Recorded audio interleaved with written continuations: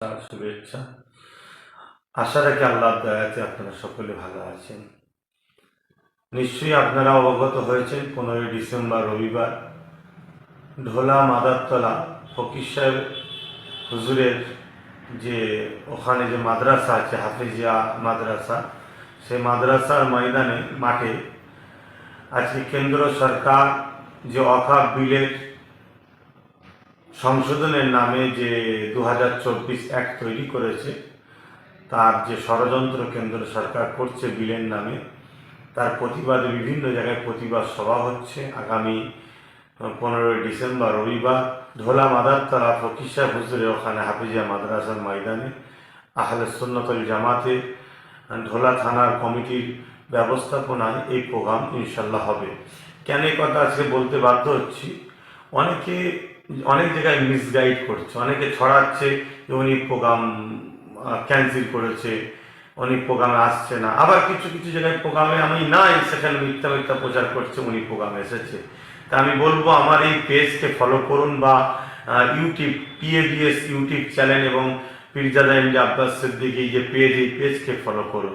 এতে ফলো করে আপনারা আসবেন। তো আমি আশা রাখবো আপনারা সকল ইসলামের স্বার্থে, মসজিদ মাদ্রাসার স্বার্থে কেন্দ্র সরকার যে আজকে স্বৈরাচারী মনোভাব নিয়ে ওয়াকফ বিলকে সংশোধনের নামে যে ওয়াকফ বিলকে হরণ করার ষড়যন্ত্র করছে, ইমানি দায়িত্বের প্রতিবাদ করাতে আমি যাচ্ছি।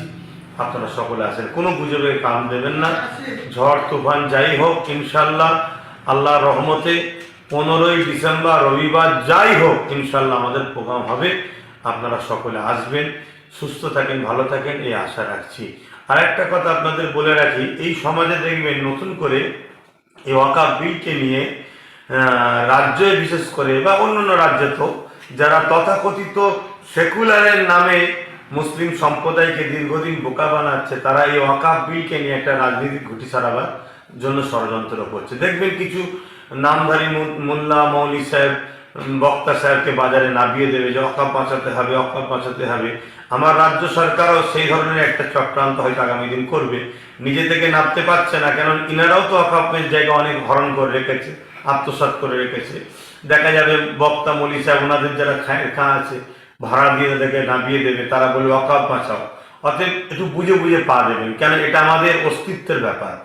আমি কারো ব্যক্তিগত বিরোধী করছি না, ইসলামের স্বার্থে আপনাদেরকে সজাগ করছি। অতএব যারা বিগত দিন ওয়াকফকে লুটে পুটে খেয়েছে, তাদের সঙ্গেও যারা ছিল, তাদের ডাকে আমাদের সাড়া দিয়ে তাদের সঙ্গে পা মিলিয়ে আমাদের চলামনের আগামী দিন বিরাট বড় ফাঁসতে হবে। ইসলামের স্বার্থে সজাগটা করলাম, আপনারা একটু বুঝে বুঝে পা দেবেন।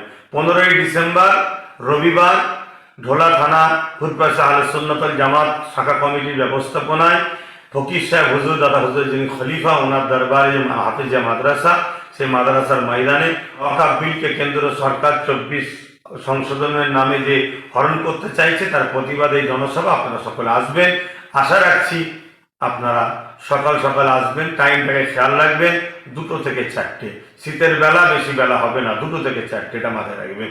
সুস্থ থাকেন, ভালো থাকেন, আল্লাহ হাফিজ।